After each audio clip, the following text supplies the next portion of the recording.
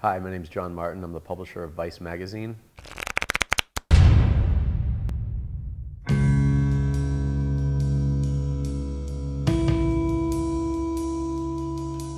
We'd heard about this guy named Haimo Korth. He lives in an area called Alaska National Wildlife Refuge, ANWR for short. Haimo is one of the most impressive people I've ever met.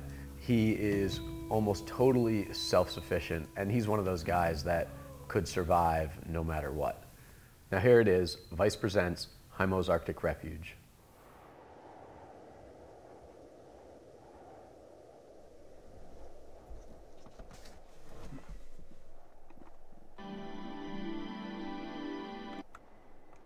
Some good news on the housing front. Here it is. 4, visibility 10, patchy fog, few clouds at 5,000, 6,000 scattered, temperature -2, dew point -2, Anaktuvik Pass, wind 010 at 5, visibility 1 1/4, ceiling 400 overcast, temperature 0. Me and Edna are the last ones left to actually live out here. The rest live in Fairbanks, and they just commute from Fairbanks out here, spend a month or two, and then they go back. And this is the only national wildlife refuge that has polar bears and moose and caribou. And it's got a lot of media attention because they want to drill for oil here. The vast majority of Americans against it. Eventually, they just want to get people out of the land here. That's why this permit for us to be here is only good up until the death of our last child. And then after that, that's it.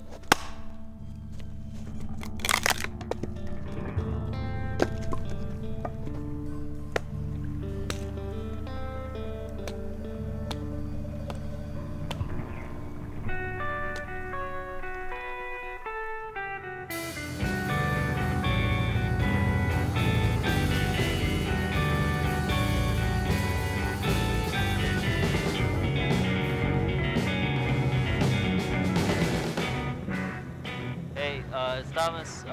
We are in the Brooks Mountains. It's in Alaska, a few hundred miles north of Fairbanks, and basically the rest of civilization.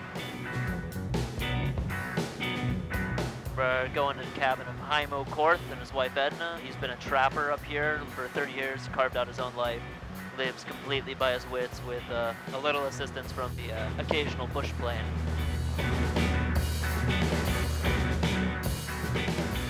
Haimo Korth moved to Alaska when he was 19 to get as far away as possible from human civilization. He met his wife Edna while living in an Eskimo whaling village on St. Lawrence Island in the Bering Sea. Eventually, he convinced her to move with him to the harsh Alaskan interior, more than 150 miles above the Arctic Circle, and even farther from the nearest roads, supermarket, or schools. Two of the last people allowed to live in an area the size of South Carolina. Their nearest neighbor is about 100 miles away, and the only chance of emergency medical care is by calling the Army for a helicopter ride. They've managed to raise a family out here while dealing with the fearsome climate, isolation, predators, and the drowning death of their firstborn daughter. The Korths migrate annually between 3 separate cabins.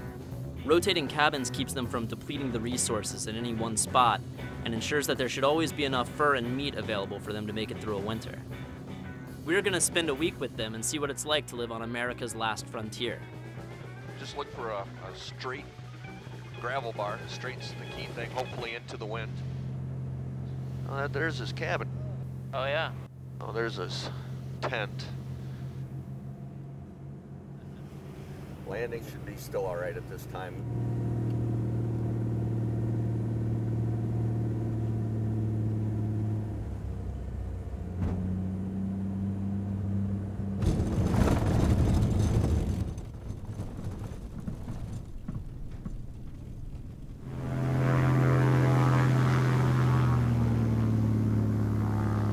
My name's Haimo Korth, and this is where we live in the northeastern part of Alaska. It's beautiful, 3 degrees this morning. My name is Edna Korth, and I'm glad you guys are here.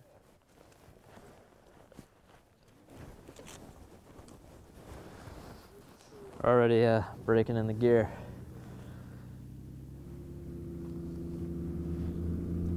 This is our lifeline. It's about to head back to Fairbanks.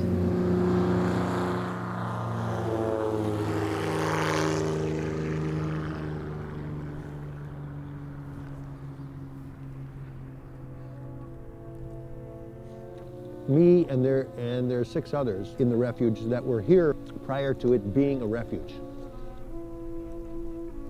It's very commonly known as ANWR, you know, it's like abbreviated for Arctic National Wildlife Refuge. So once it became a refuge, I guess we were grandfathered in.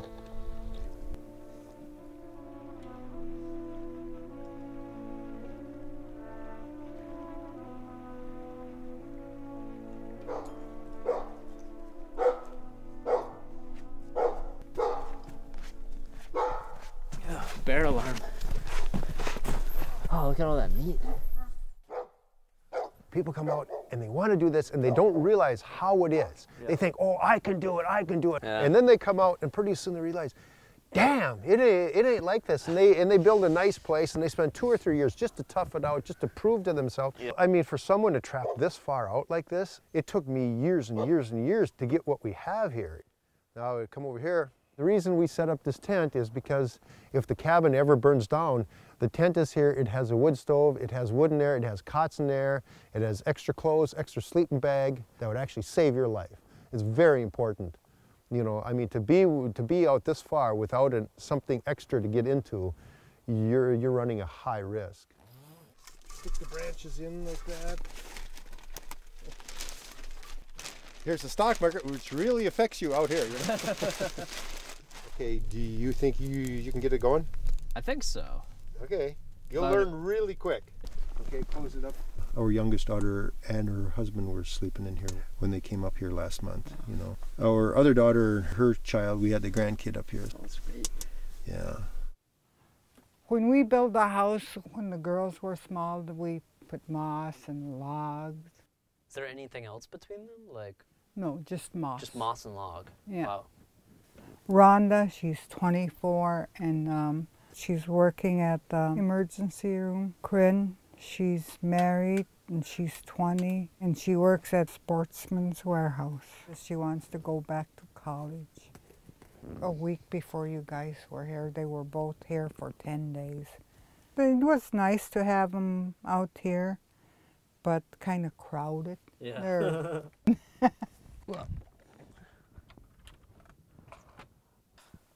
These are some of the caribou that we shoot. These are the heads from the caribou, and we eat the heads. When we're going to eat them, we just saw off the horns and skin the head, and then we take the eyeballs out, and then we roast the rest of it. We eat the tongue, the cheeks, the lip, the brain, everything. It's good eating. It is. It's a very good eating. What's in the bag? Oh, a bear skin. Oh. A bear skin. This bear came into the yard to get the meat. How long ago? A week ago. Oh. A week ago, yeah. I just walked over here, and all of a sudden I look up and there's a bear standing in front of me. Edna, I need my shotgun. So with this much meat around, he'll just keep coming back. It's not good. Yeah. You know, so you got to do something about it. This is caribou meat, the hind leg, a good healthy sign that if you kill an animal and it's fat, the animal's healthy. Yeah. If it's skin and bones, there's something wrong with it. Yeah, yeah. And this here is part of a moose neck here. Here's the side of ribs, you know. It's huge. Yeah. These fish are all king salmon. Okay. And these are the ones in the summertime I catch, and then we save these and use these for trapping bait. These are used primarily for marten, mink, link, wolf, wolverine, fox, weasel. Kenai, huh? She's half husky and half Akita to alert us when there's bear and stuff. So the dog stays outside because I don't believe in a dog coming in the house. I'm really against that. These drums are used for storing food. Craisins, you know, pancake mix. And this way a bear can't get into it. We have an extra satellite phone and it goes in there, and that is in case the cabin burns down. How long have you had this cabin? Oh, we built this one in 1984. And this pole here, this is a tree that was here and it died, but I attached the satellite phone antenna to it, and then this other antenna right straight up, that's for the aircraft radio, so I can talk to airplanes. And the salad dressing and the guns? You know, the shotgun in case there's a bear, it's rifle here for the caribou, and this 22 for grouse, and the salad dressing and all that. Keep it cool out there. Damn, let me get my coat, I'm freezing. You guys ain't cold?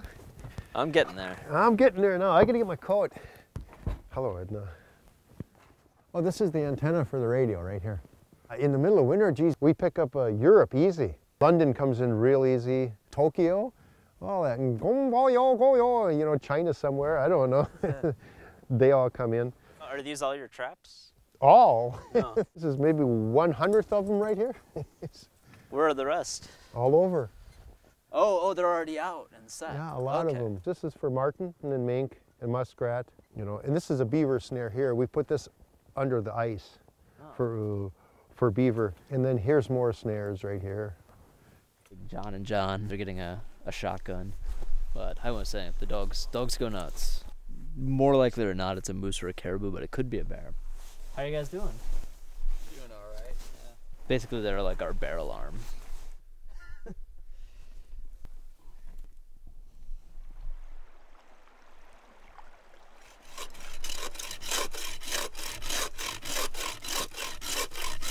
I've just been wondering, when did you decide to go to Alaska? I was just looking through their Outdoor Life magazine. You know what them are, them hunting magazines? This is 1974 now, mind you, you know what I mean? You know, I'll write to hunting guides and see if they can use somebody. And he wrote back and he said, yeah, he uses packers to pack meat. I was young, 19 then. And I said, yeah, I'll go for it. So I did. How did you get interested in the Arctic, though? Do you remember? I just wanted to go someplace where there wasn't any people. And so the Arctic is one of the few places that there's no people. Yeah. Where did you pick up all your trapping knowledge? Did you have to learn that when you got to Alaska, or did you? Down in Wisconsin when I grew up, you know, a lot of it was trial and error. Up here? Yeah, Yeah? big time. Mm-hmm. I just think it's weird that you would like to be. You're so social. Why would I live out here? Yeah, really expect you to be through your teeth. You were gonna say, you know, one-word answers. Oh yeah, get out of here! Don't ask stupid questions. Doing it wrong. You know, just because you live out here doesn't mean you have to be like that. Yeah. The stomach needs food and the mind needs people. Yeah. I mean, people need other people. You just can't say, I'm going to be alone, you know, Yeah. That's not normal. In your first couple of years, weren't you going it alone, though? Oh, I was alone. I was only here from August until the 1st of March. 1st of August to the 1st That's of March. still a very long time. I know it is. Oh, yeah, tell me about it. When you're alone, that's a real long time. Yeah. I would never do that again. There's no way. I mean, that's not normal. Yeah. You know, I'm glad I got kids and, you know, daughters and, you know, it's just have family, you know, that's important. It's very important. Let's say if something happened to Edna that I was a widower, you know, no, I wouldn't do it alone. This one's done. Yeah. All right, thank you. Why? Is it my feet? No, it's his. What happened? I didn't step on the carpet.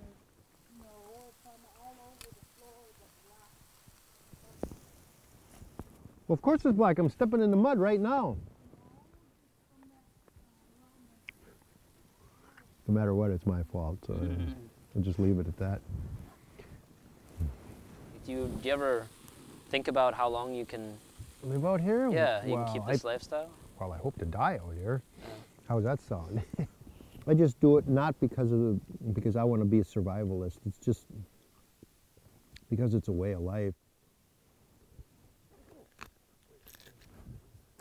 Oh. Ah. Burned my lip.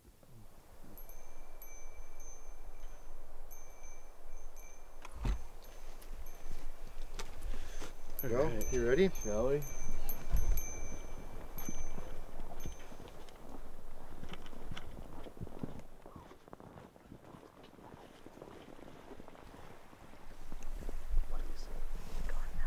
Yeah, it's gone now.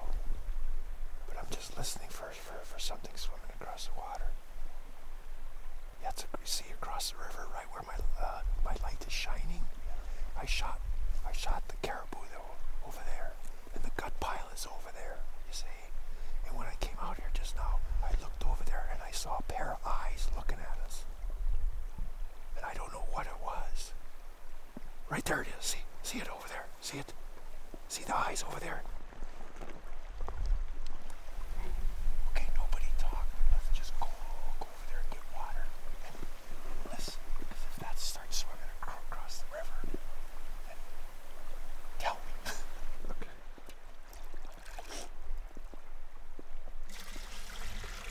Water is as clean as the East River.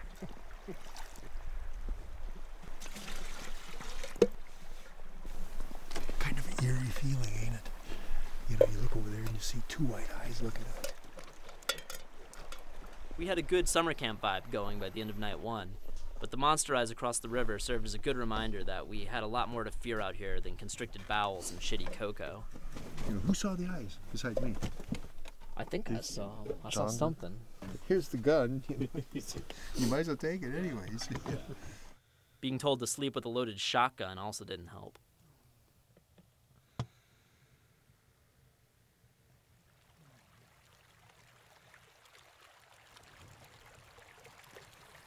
It's another day in the Arctic. We got about 2 inches of snow last night.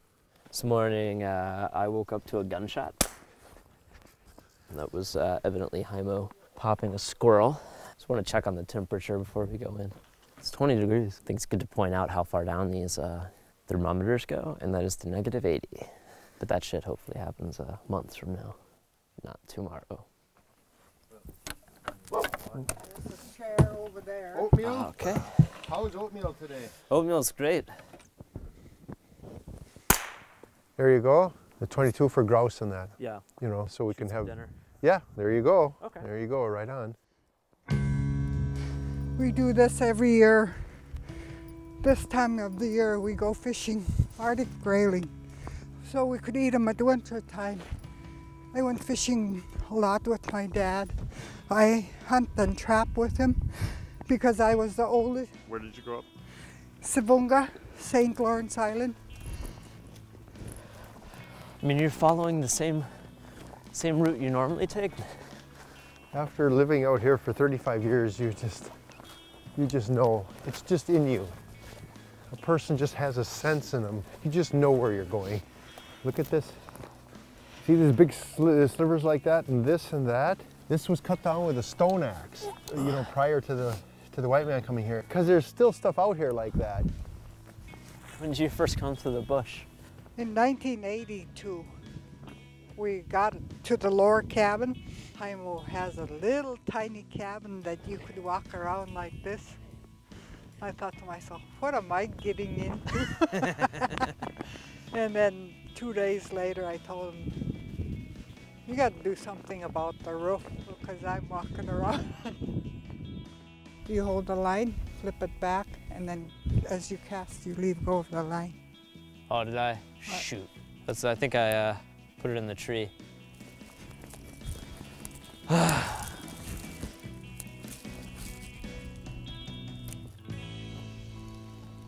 Yeah, I've been having a really hard time. And then you gotta remember it's this again and again and again and again times, 50 to 100, which is huge, it's mind-boggling. A little smaller. They're Arctic gray. Oh, jeez. There you go. Let me get a second. Pretty they are. See the spots on them like that? And yellow underneath there like that? Yeah. Fuck yeah. There we go. Yeah. That's a nice one. That's a good size one, yeah. Shake it hard. Oh, and it just comes right out. Yeah. Okay. Just hold them like... No, you're going to hold them in case you miss. I don't want to get my fingers smucked. Okay, don't hit your fingers, but hit them hard, hard. Hard, hard, hard. Oh, I feel bad. I feel like Wait, that did it, right? Yeah. Okay. There. See, we got a stringer of fish. It's supper tonight. Fry them up with rice and salad. How does that sound? Sounds very good right now.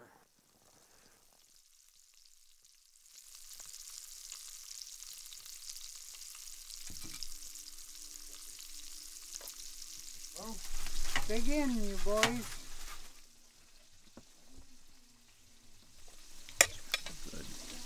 Good fish? That's great. Hats off.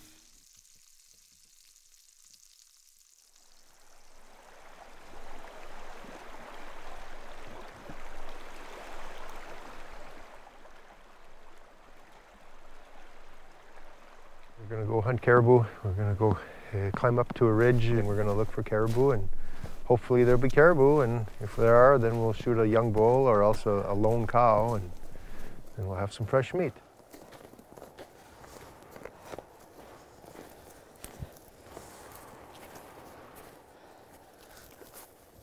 Okay, this is where we're gonna hunt from? Yeah, this is a little rock outcropping here. Like here, we got a good view. You see all the trails down there? Yeah. We just keep an eye on the trails, see if anything follows them. If they do, then we go after them, and that's it. And we'll be at it. Oy.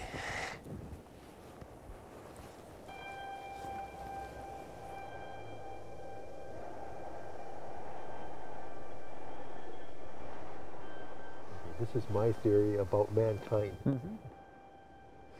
Mankind was much better off a nomadic hunter. Once he started farming, civilization, it didn't improve. It went downhill from there.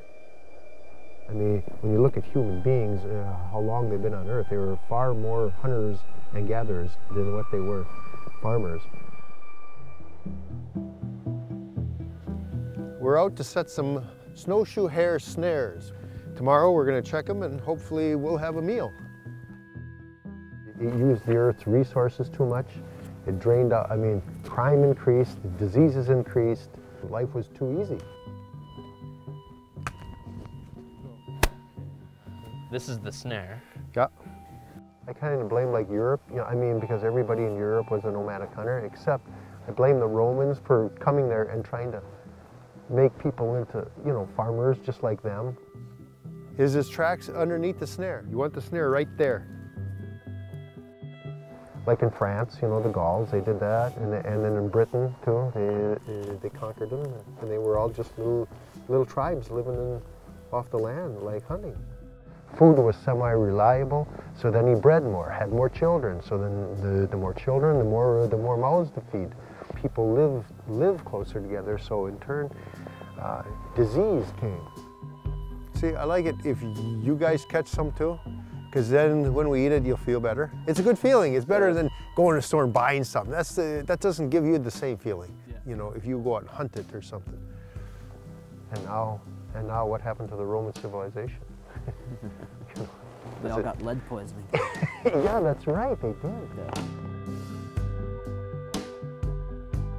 I mean, there is only X amount of resources on this earth, and we're using it up at an unbelievable rate. What about drilling? You No, aren't really I'm not, for that, right? no, not really. No, I'm not for that. If there was as much oil in there as there is in Saudi Arabia, would you think it was okay for? Yeah, but it isn't like that, so it's Yeah. not even close So, to yeah. that. It ain't there. It just ain't there. And so, I mean, what are we going to do another 5,000 years if we're here? You know, how much oil is there? You know, if they're going to be using oil, you know, and then how many more people can this earth feed? That's another issue. The state opened the beaver season early now because there's so many beaver and hardly anybody's trapping them, so we're going to go trap us some beaver. I mean, things got really, really bad in the world over, not just, you know, in one country, but the world over. It's the suburbanite and the urbanite that's going to suffer. Because the rural people, they're going to have the food, and they're going to know how to get the food. Not just planting, but hunting them. What's that tree for? Whoa, 747. Oh, yeah, it has to be. You like seeing the flames? In some way, yeah, because it's, even though we got radio, it's still, it's like there are people out there, you know what I mean? It's nice to have a little contact. Yeah, like when 9/11 was there, you know, remember they stopped all air traffic for a while, and there was no jets, you know, zero, nothing, you know. And it almost felt kind of lonely, you know. Did you hear about 9/11 on radio? Oh, well, I heard it on the radio. It's like, what? So, you know, but I never have seen the actual footage of the jet hitting the towers. No? I've never seen that in my life. Never. Because, you know, we were out here, there's no TV. Okay, first one. Now watch. You see the bottom there and everything? And just set this down like this. And push it into the mud good. Okay, that's the first one. Now we put one more with a bunch of sticks like this.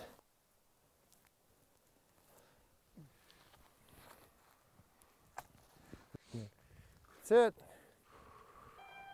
It's just so vast, huh? It just goes forever and ever and ever. No roads, no No trails, no people, nothing.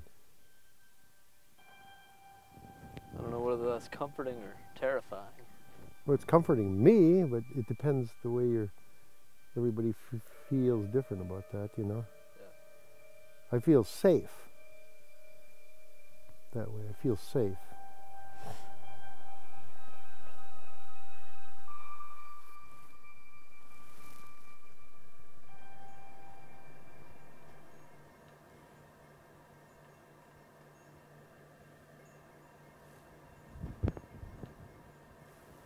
You check Mammoth Mountain,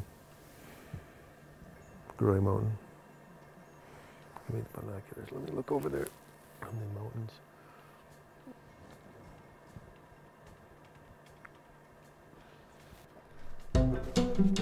Haimo just saw a bunch of caribou coming down off the ridge, so we're gonna go up on the tundra and try to head them off. This is the course last chance to get some meat. You know, they're well stocked. They could survive without it, but you know, it would be nice for them if before the herd heads off, they could take one more. Something scared them, yeah. If they ran into a wolf or bear. Shit. Yeah, oh yeah, oh yes. Damn. Well, when they came out, they cut that way a bit. That's no caribou today yet. Maybe on the way home, who knows? We'll find out. Just keep trudging along.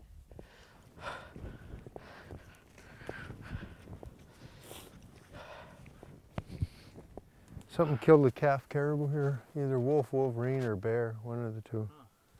Oh yeah, look at all that fur. Yeah. The bone, see the pelvis bone, the backbone? How long ago do you think? Oh, I don't know. That was probably when all them caribou came through in the end of September. Ooh, grizzly.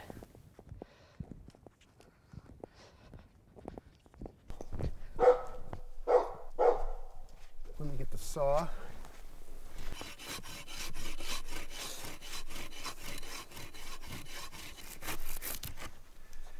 See all the eggs in there? Full eggs.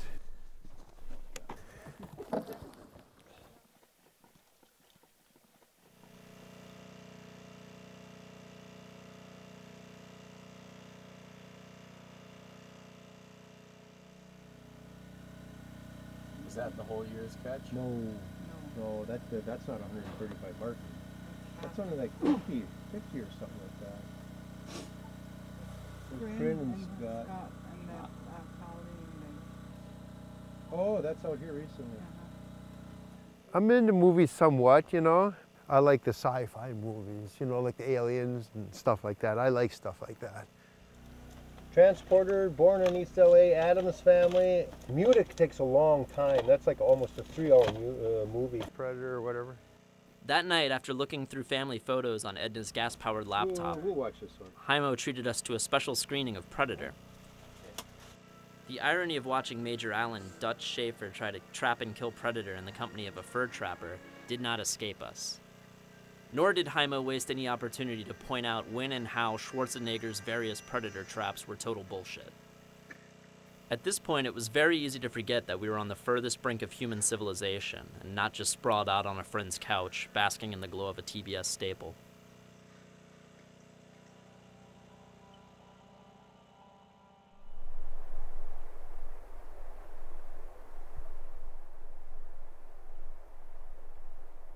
Apparently there were bear tracks near where the outhouse is.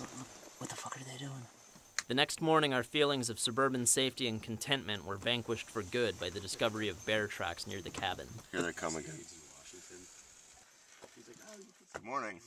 Morning. We'll show you.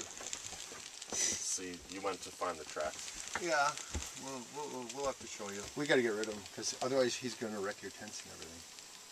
That's not a joke. He's going to have somebody then. Right there. That's the track. Yeah. Those paws are enormous. This is the time of year that bears are putting on their last few pounds before going into hibernation. And Haimo guaranteed us that our nocturnal visitor would not only be returning soon, but would continue to do so until either it was dead or we were. See where you scrape the ground to cover the carcass. Where's the carcass? Under all that. He covers it. He's probably nearby. Guaranteed to attack us. If he comes behind us, I want you to duck down like that, so because I'm going to shoot over you. Hey, bear! Hey! Hey!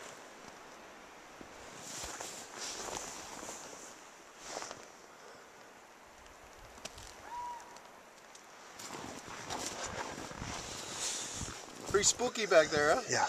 Just with the carcass and so is he eating the other bear carcass? Oh yeah, they do that all the time. Yeah. They eat one bear, you eat another bear constantly. No manners amongst bears. Well, remember he raked it all in and covered the carcass like that? Oh, you got to see the carcass. All our farcical bear alarm jokes from earlier in the week were revisited, but this time in deadly earnest. If we so much as needed to shit, we had to take a shotgun with us and establish that we were in clear shouting distance of someone else. Apparently there were bear tracks near where the outhouse is. I've been told to carry this with me.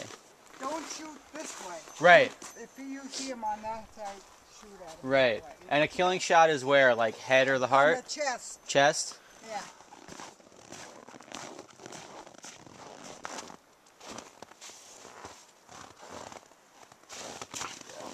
Good luck. Thanks. So we're eating moose tacos tonight?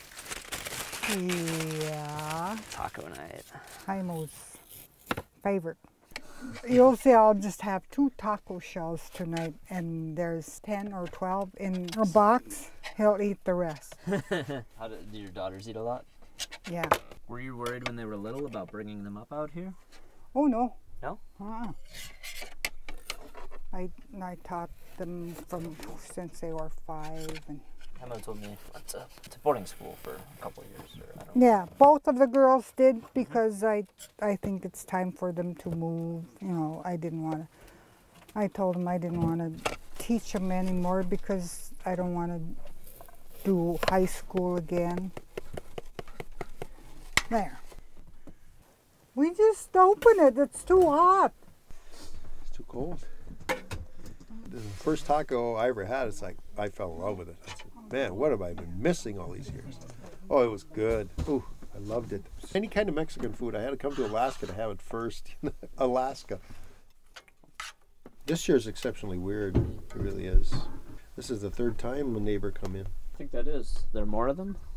I think so. I think so. Until everything's resolved, we're going to have to stick close, you know. Well, what will it sound like? The dog will tell us in a heartbeat, you know.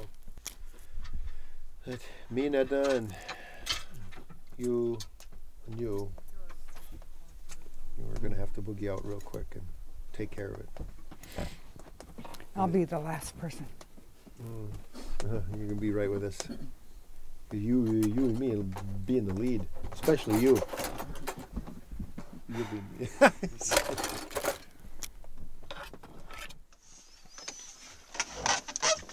Jaimo just heard the dog bark. We may have gotten our visitor. Come on. This is serious. He's there. And somebody else. No, I need you, Steve, let's go. Come on, let's go. Mom, your gun's right here. Extra shells. Hey, John, in that box up there, wooden box, reach for some pack of shotgun shells. There are 5 in there. Okay? When we walk up there, quiet. Nobody talk. We just have the light. Crazy. Wait for me, Mr. Gordon. Don't get upset. It just got dark. There is a bear. Oh my god. This is...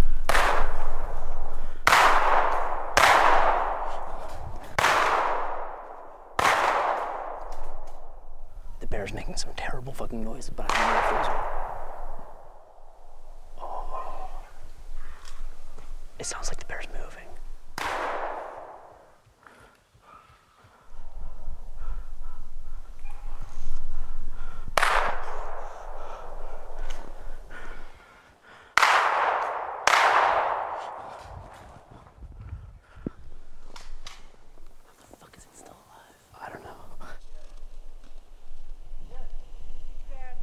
It's dead. Can we come?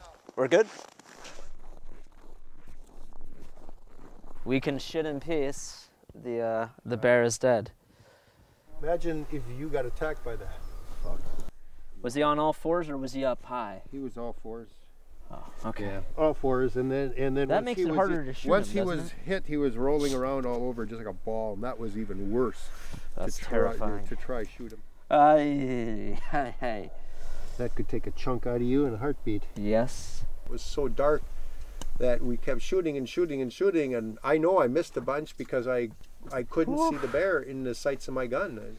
The dog knew there was something amiss, and then I could hear the bear back in there, and that's when I ran in the house and got Edna and everybody. Come on, we got to go. I couldn't see the bear in the sights of my gun, and as you saw, it was a big bear. It was a really big bear, and he's gone. And he we went to bear heaven. And we protected us and property. Otherwise, he might have killed a dog. So we lost the dog already. A bear came in the yard and ate the dog alive. You know, and that was pretty sad. That's that's life in the Arctic. You know, it's just the way it goes. You guys will be sleeping good tonight. Well, everybody. Yeah. Yeah.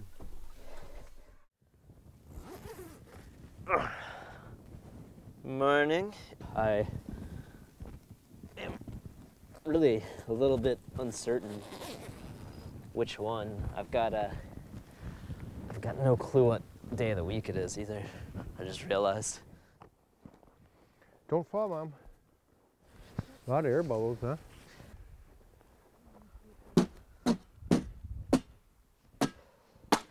How are we looking? The situation looks quite bleak. Oh. Maybe in the morning. We'll just come here tomorrow and see what's there. Just have to do that. We gotta go deal with that bear right now. It's just like lying there in the middle of the trail. We're gonna have to skin it, de-skull it, and do something with the meat that doesn't involve leaving it for another bear to come and try to eat. There's the bear. Still dead? Oh, yeah. I wouldn't want to fool with a bear like this. You'd be in deep doo-doo. Stinks. Whew. Because his belly was full, so he just stink pretty bad. 2, 3. Oh.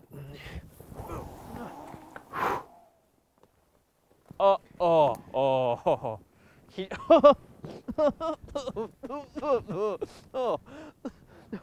oh God. Oh, that's, Terrible, huh? You got a good whiff of that, huh? Oh, I got plenty. He basically just deflated in that air. Oh my God. Pretty rank, huh?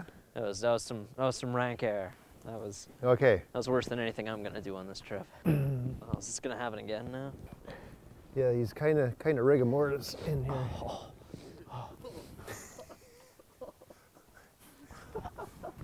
You smell? Yeah. He does. And I could use somebody else to help too. You guys spread the arms, okay? Watch your fingers. Yep. I learned this from a hunting guy that I work for. He taught me how to skin bears. Without him, I wouldn't be up here. He's the one that offered me the job, so I moved up here. Okay, now bend down hard, real hard. There you go. That's what we needed. Now, I want you to put on a pair of rubber gloves because you're gonna grab the meat now. I mean, this is more than one slug. And right here, look at that. You see what I'm saying? Like, I feel like a lot of people would see this and just automatically be like, this guy must hate animals. No, I don't hate animals, not in the least, you know, because I want them to see them here all the time. I do. Yeah, you live among them. Everybody's ancestors were hunters and trappers. Everybody.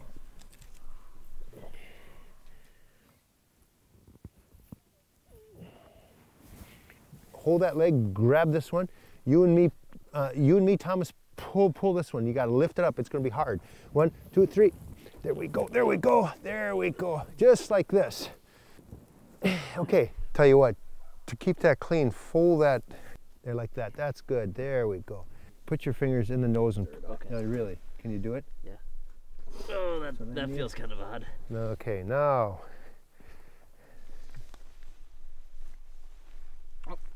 Here's the eye There you holes. go.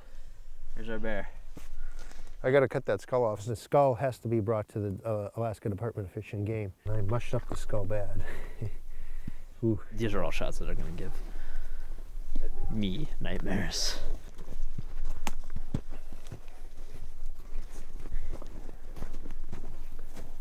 It's not so bloody this way, you know what I mean?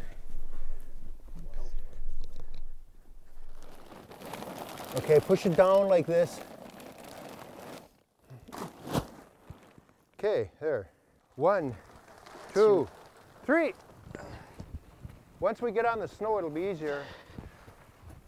Oh, it is easier. Funeral procession for a bear.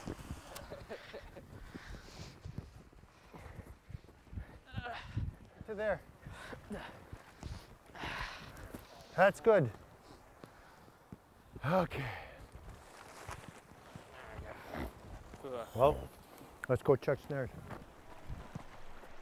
When do you start getting really busy with the trapping? Like, when does that kick in? In November. November?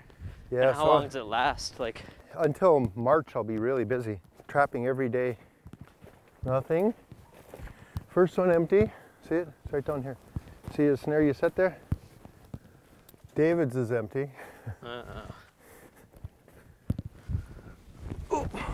Too much fox and wolverine hanging around. So that's why we don't have. That's why the bunnies, you know, they either killed them or else the bunnies took off to Timbuktu. Because they ain't going to stand around with all these wolverine and fox around. Who set this one? Maybe me. You got a bunny. There's part of supper. Look at that. These things are really big. Wow, I snared my first bunny. Yeah? Well, I'm sorry it was a struggle, but I'm happy we have food. Crazy, this guy, he caught a fish and he got a bunny. Jaime got a bunny, but it's alive. How are you gonna dispatch this bunny?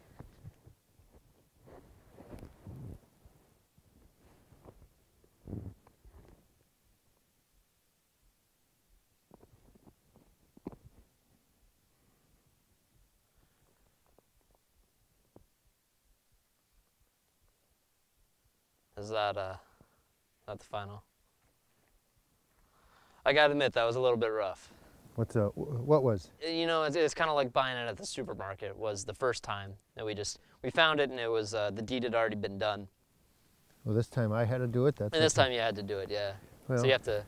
I'd have to get used to that. Well, I grew up like that. Does it ever affect you? Bother me? Yeah. Do you ever feel bad for? Do you ever feel bad? Well, for it didn't suffer. I mean, because it. No more than it would, like in the wild. Oh God, no. I mean, I order rabbit on menus. Just because I don't see it happening doesn't mean it's not happening. And it's probably happening a lot worse than what you did. You darn right it is. Hey, I'll show you once, and then the next one you do, okay? I do myself, okay. Okay. Wet Put a your little bit of hands a rigor. little bit. Uh-huh. Right where this joint is there, just in that joint area. Pull it like this, and the skin will pop. No knife cuts. No knife cuts. Stick your finger right here. Uh-huh. Go right to the butthole area, and come up and around. You grab the whole tail part and everything, the poop chute and all that, and pull it like this. Okay. You know, there wasn't a time when, like, all us animals, you know, hung out together. We treat them. Animals are not people. That's a Disney World. I mean, people that say, my cat or else my dog, that's my kid, that's my child, that's a bunch of baloney. It's not even close. There, okay, just cut up now, cut up. They can have their dogs and pets, you know what I'm saying? Yeah, I mean, that's not going to come close to another human being. You can't rate an animal with a human. That's not right. There. Skinned and gutted your first bunny. Yeah.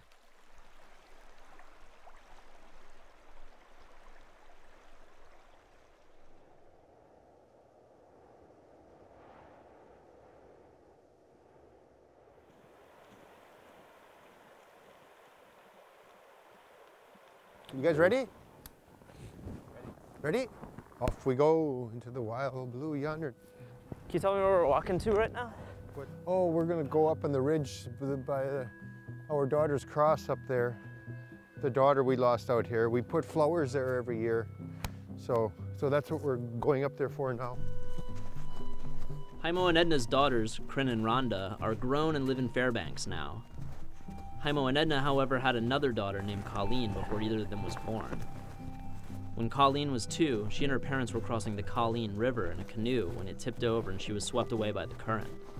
We were floating down to the lower cabin. We had that sweeper on the bank. It tipped us over. She drowned and floated. We couldn't reach her in time. Only thing we found from her was her little boot. We call it Goroy Mountain. We name after our daughter, and we used to call her in Eskimo little pigs that eat a lot. We say Goroys.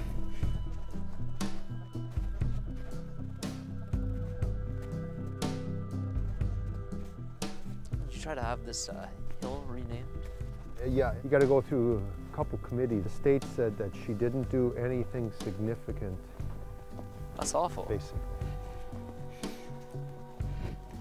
She would have been 28 years this year.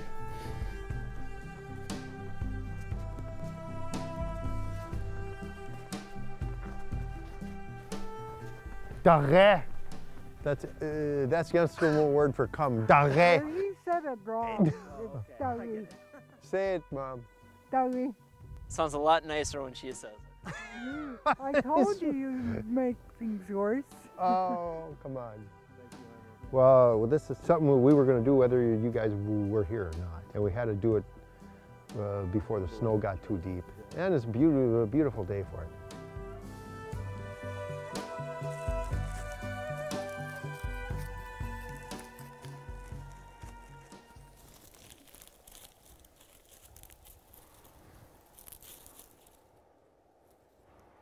A little bit.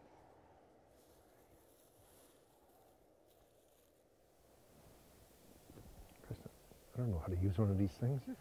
Oh, there.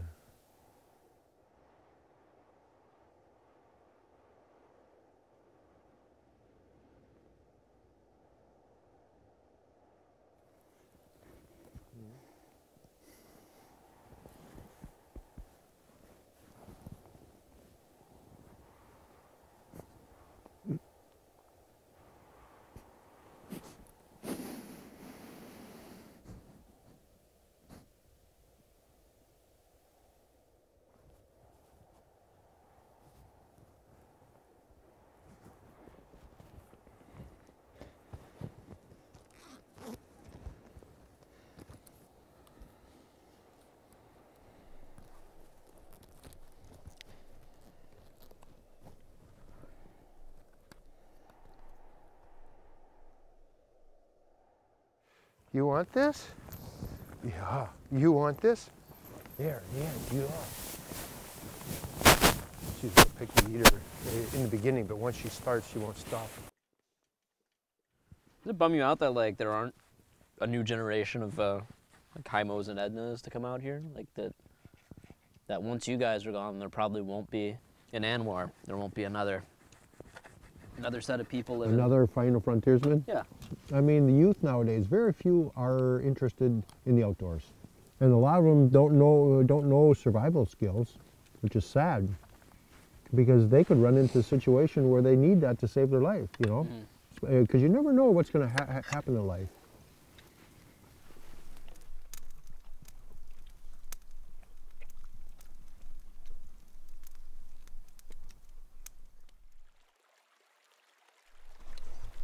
Last day of camp. We got little gifts from Edna. She made us. Mine is a foxskin keychain toggle, which I'm pretty excited about. I'm gonna miss this old cabin. All right, that's it. There's supposed to be snow coming in tonight, and the seasons are about to change in a really major way. It's gonna get a lot colder than it's been when we've been here, and hunting season's gonna give way to trapping season.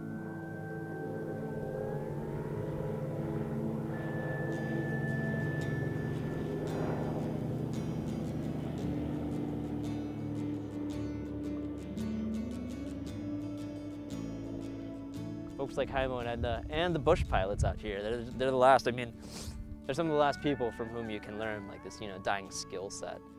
They ain't supermen. They're ordinary people who learned how to do it and then went out and did it. I'm now capable of feasting off rabbit that I have caught. These are all, these are all skills we can rediscover.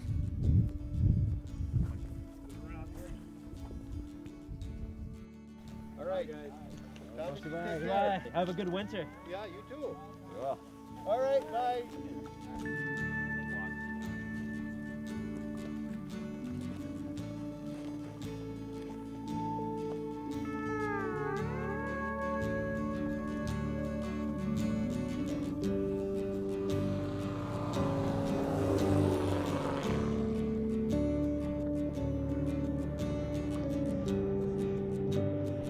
Me and Edna, when we go, I told her if I go first, where to put me. I mean, if they find me out here, that's the thing, if they find me. And then my ashes are going to be way up in there. That's where I wanted them. And then Edna said she wants to be here,